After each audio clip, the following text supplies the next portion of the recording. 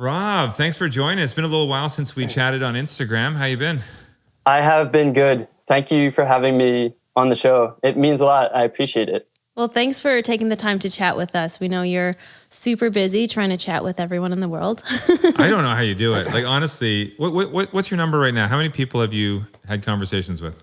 I have met 3,724 people at this point, I believe. And that's over. So November 11th will be 5 years since I started the project. Cool. Oh.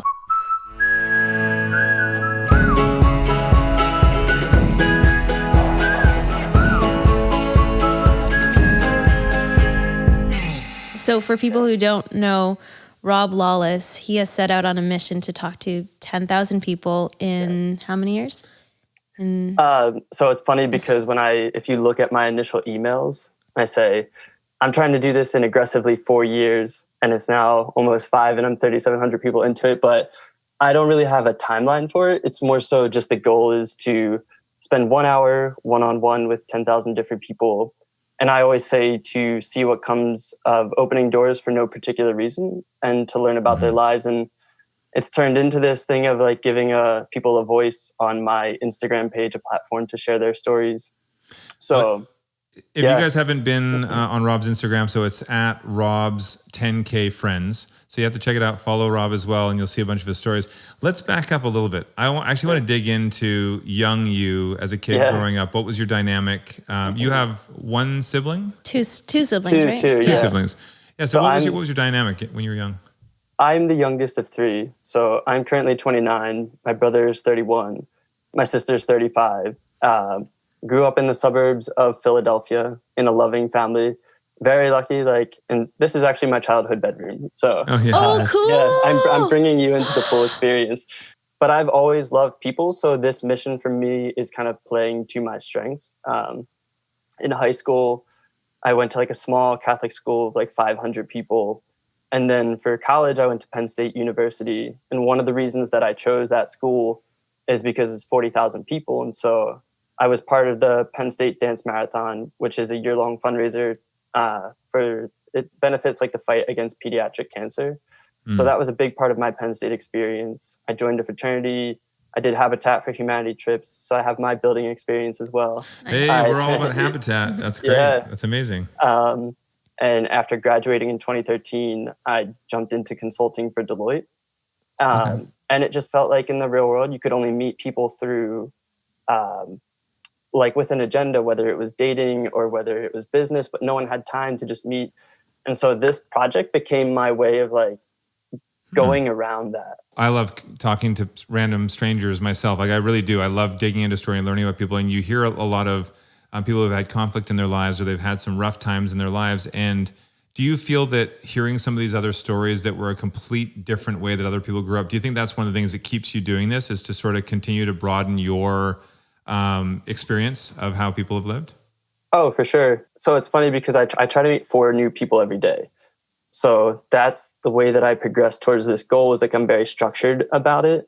But one of the nice things is that within that routine, it's very spontaneous. So I can learn everything from a new musical artist that I might listen to in the next couple of weeks to a new perspective on life. And both of them will just come through this conversation.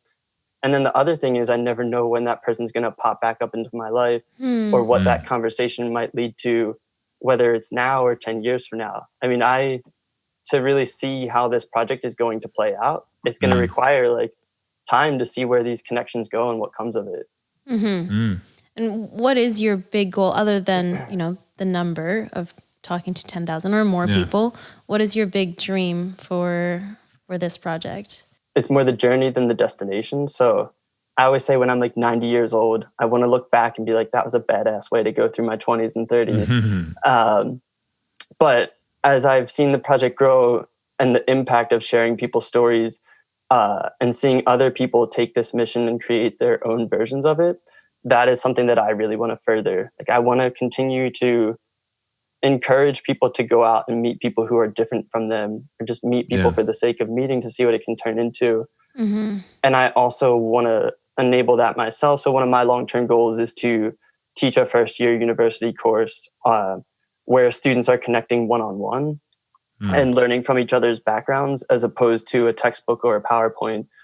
Because the way that I think that the ability to talk to people one-on-one is something that in society, we just assume that people are going to pick up along the way, but it's not. Like, I've talked to so many people who struggle with one-on-one conversation, or they're very socially anxious. And I think in a university setting where we're preparing people for adulthood, there should be a course that allows them to pick up those skills, because it applies to interviews, dating, client relationships, friendships. And beyond that, one of the greatest things that I took away from my time at Penn State is the relationships that I have with my friends there. So from an overall like human being fulfillment standpoint, I think encouraging the creation of relationships in a university setting is something that's really valuable. I mean, I know people, we're in the entertainment industry, and I know huge actors, people that are used to, people see them on film and TV, but they can't, they even admit that they're very awkward in just one-on-one conversations. They don't know how to hold a conversation because usually they're scripted and they're on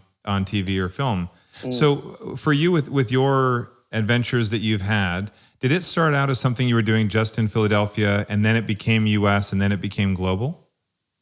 It kind of took that path, but the intention was for it always to be a global project. So I started it in November of 2015. At that point, I had left Deloitte Consulting, and I had gone to a tech startup in Philadelphia. And then 8 months after I started this project, the company that I worked for was bought out. So I decided to jump into this full time. So since July of 2016, I have been full-time meeting people every day for 4 years. Hold on, wait, I got to stop you there. So how do you survive? What's your revenue stream for yourself? I mean, how are you able to make this passion something that can actually keep you moving towards your own personal goal? You were telling us how you just want to have a nice little house, a simple house, a wife and kids, and enjoy a life and that family dynamic, but you still have to make a living. Right.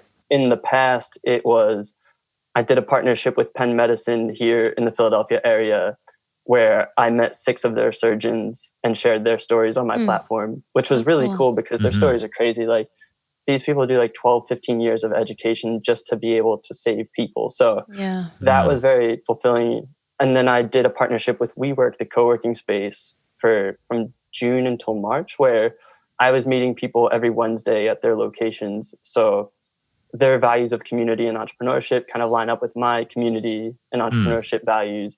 So they were essentially paying me to show off their spaces and expose my audience to their brand. But on the flip side of that is cutting expenses. So that's kind of where like support from friends and family comes in. I've been very lucky. And again, it goes back to the value of relationships at Penn State. Like, my roommate from senior year invited me to crash with him in Los Angeles for a summer. He was like, I have an extra bedroom. It's on the beach in Long Beach. If you want to meet people on the West Coast, go ahead, come out. Nice. So I stayed with him. Really rough. I mean, I know. Yeah. Living on the beach. But we were just happy to be roommates again. Yeah. And it was such a good time. So I then went back to Philly, and then I went back to LA 2 more times to stay with him.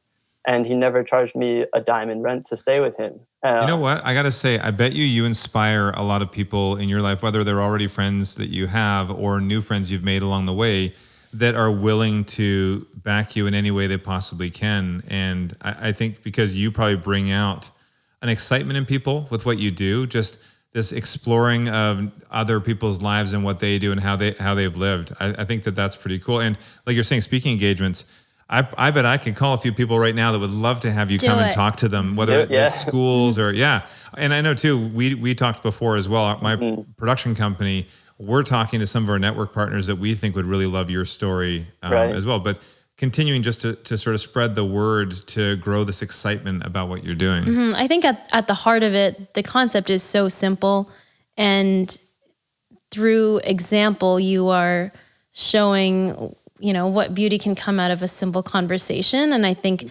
especially now, the world needs more of that, just straight up conversation and like pure time given to listen to one another. And your hope to teach a university class one day where students can just learn from each other. Like, again, you would think that exists already, but I think that, is so needed not just at university level, but like in everyday life. Yeah. Just for everybody. Thank you so much for taking the time to chat, for inspiring people out there to create conversations with strangers. You're still a long way from your ultimate goal of 10,000 people, but I think you've accomplished so much. So kudos to you for that. Thank you so much. Yeah, thank you. And thank you for having me. I think an important part of this journey is it's inspiring to me when people pay attention to the project. And so it's very exciting to get a message of you taking interest in the project and for you to invite me to be a guest on the podcast. I'm very humbled by that. And I want you to know that goes a long way in me pushing this forward. So thank you for that. Yeah, we've been following along for a while, and we look forward to continuing to see who you chat with and how it grows. Yeah, thank you very much. Thank you.